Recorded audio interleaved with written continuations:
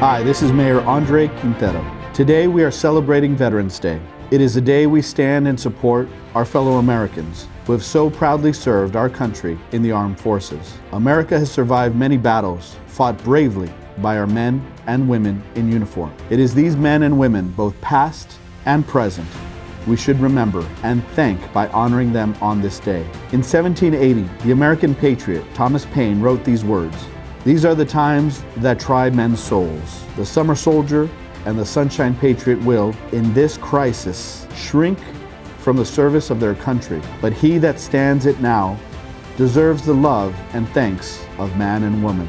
Today we are gathered to do just that, to offer our love and thanks to the unbroken line of men and women who have given service to their country. America's armed forces have always been prepared to defend our freedom and the freedom of others throughout the world. More than 1 million American service members died in the service of this country. More than 1.4 million lived with wounds they suffered while fighting for us. More than 25 million former service members are still living today. They are all that special group of Americans we call veterans. Today we honor them and say, thank you for serving. Please stand for the Pledge of Allegiance and the singing of our national anthem.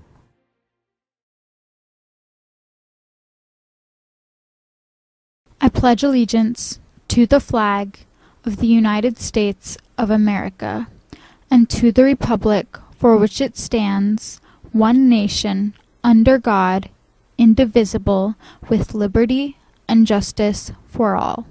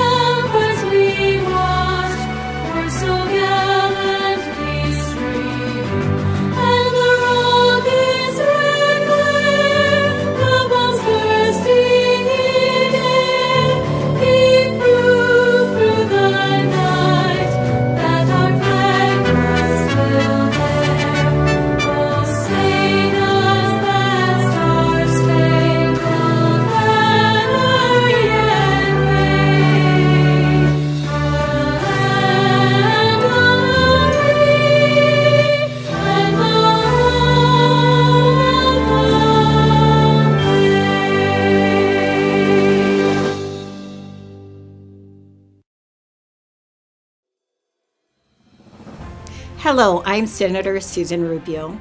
I want to thank everyone for coming together to honor and thank all the men and women who served in the armed forces and who put their lives at risk to protect our country. Let's take a moment to reflect on what this day truly means. It's a time to recognize the sacrifices our veterans have made and thank them for their bravery, courage, and service before self. For us, you are examples of true heroes. I want to express my sincere gratitude to our veterans, those who have fallen, and those who are currently serving. We honor all of you and thank you for all that you've done for this country. With much gratitude, we salute you. God bless.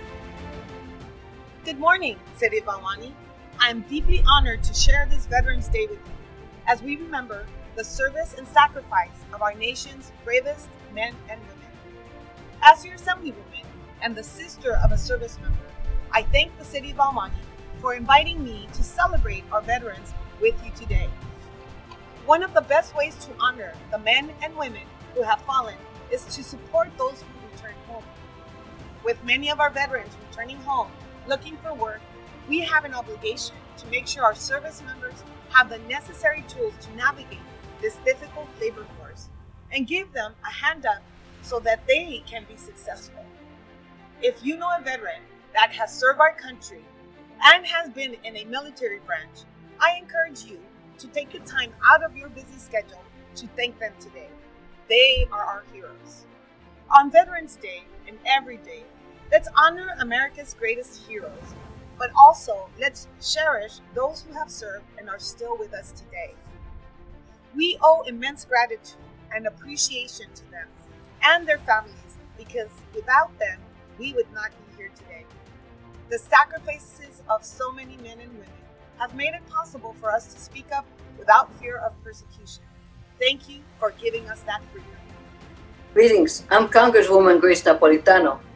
Veterans Day is a very special day because it's meant to salute and thank all our veterans' families and all our outstanding veteran service organizations.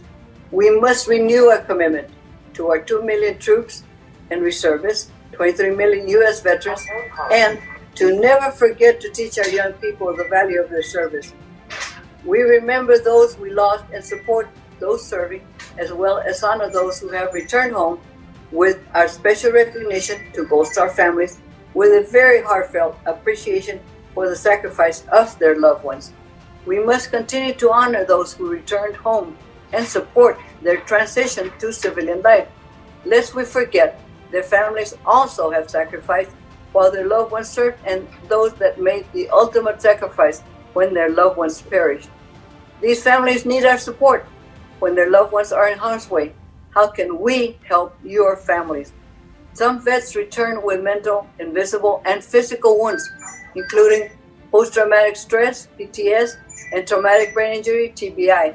The National Suicide Prevention Lifeline, 1-800-273-TALK, 8255, Veterans, press 1.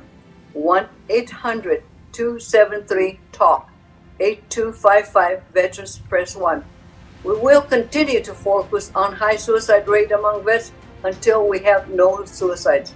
Wounded warriors require much care, healing, and lots of patience. Reach out. Give vets and their families understanding and support. Vets, register with the VA hospital to receive physical and psychiatric evaluations. Do not be afraid or embarrassed to ask for help. You are not alone. Veterans fought for us in our country. Now we must fight for them here at home. We too must serve. How can we help your families? And have we volunteered as your city done outreach to veterans and families? This is a team effort that needs the American Legion, VFW, Vet Hunters, and other VSOs, and the business community to work together for our veterans. Benefits. Get information on benefits you're entitled to from CalVets and the VA. For help and assistance finding employment, visit your state, local EDD office, Employment Development Department. For homeless veterans, call Vet Hunters. Call 900-909-200-8960. We need to help them and their families, not just one day of the year, but every day. Programs that can assist you include Coaching for Care, helps families adjust to mental health. The Forever GI Bill can help pay for college. Vets hire vets. Policy helps vets find jobs by giving preference for government jobs. The VA home loans can help refinance mortgage or buy a home. Contact my office for assistance with VA and other federal agencies. Volunteer and sign up to my Veterans Committee. It meets every month. Contact Hector Elizalde for any veteran information. He's a Vietnam-era vet, Veterans Military Liaison, at 323-770-3100. That's 323-770-3100. I close by expressing a heartfelt thank you for your service to all our veterans. God bless you and thank you. This is Councilwoman Jessica Ancona. Some of you may ask, who is a veteran? A veteran is a person who has served in the armed forces, an experienced soldier, especially one who served in time of war. A veteran is a man or woman who has served in the Army, Navy, Marine Corps, Coast Guard, or Air Force. Veterans Day is a time to thank living veterans for their service, to show appreciation for their contributions to our national security, and to emphasize the fact that all those who served, not just those who died, have sacrificed and done their duty. And their duty is to defend freedom and help other countries defend freedom too. For example, Captain Ware Miley, a doctor from Anderson, Indiana, joined the Army when America entered World War I in 1917 to help Great Britain and France defeat Germany. Thousands upon thousands of American men like Captain Miley joined the armed forces to help our friends and defend our country. Through their letters, we learn about what it was like to be an American soldier. It wasn't easy being away from home and family in a foreign country. In 1918, Captain Miley was assigned to a field hospital in France. He sent many letters home to his wife and little daughter, Eugenie. Listen to one letter sent to Eugenie in which Captain Miley sounds a little homesick. My dear Jeannie, this is your 4th birthday, and as I cannot be with you to help you enjoy it, I will write you a little letter just to let you know that Daddy is thinking of you. Hi, I'm Maria Morales, a Mayor Pro Temp for the City of El Monte. It is very hot where Daddy is, and it does not rain much anymore. I got your letter a few days ago and was very glad to hear from you and to know that you were doing well and having a good time. There are lots of flowers over here in France where Daddy is, and I wish you were here to gather some. Well, Jenny, it is beginning to get dark, and I will have to stop for this time. You be a good girl and do just what Mother and Grandma tell you to do, and someday Daddy will come home. So Captain Miley is just one of the millions we honor on Veterans Day. Why do we honor Veterans Day on November 11th? And why not on October or even September?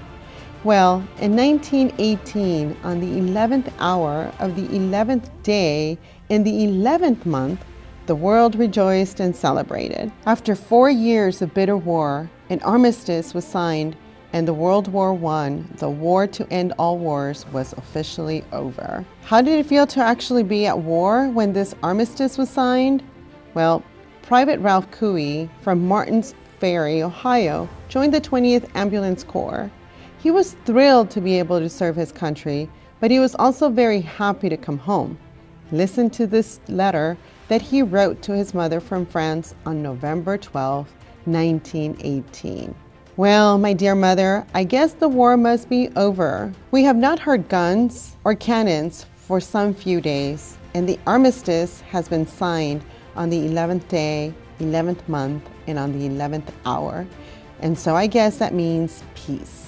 Oh, gee, I wish I could be home by Christmas. And if I don't get home until after Christmas, I want to wish you all a Merry Christmas and a Happy New Year from your loving son. I'm Councilman Jerry Velasco. On the first Armistice Day, soldiers who survived the war marched in a parade through their hometown. Politicians and veterans, officers gave speeches and held ceremonies of thanks for the peace they had won. It wasn't until 1953 when the townspeople of Emporia, Kansas called the holiday Veterans Day in gratitude to all the veterans in their town. Soon after, Congress passed a bill renaming the holiday to Veterans Day.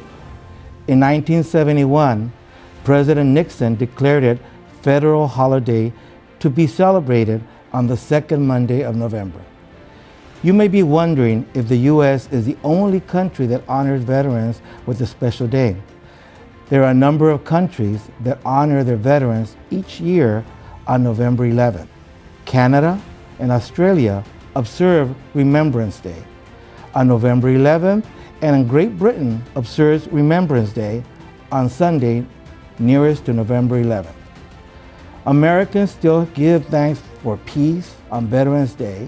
There are ceremonies and speeches at 11 a.m. in the morning. Most Americans observe a moment of silence, remembering those who fought for peace.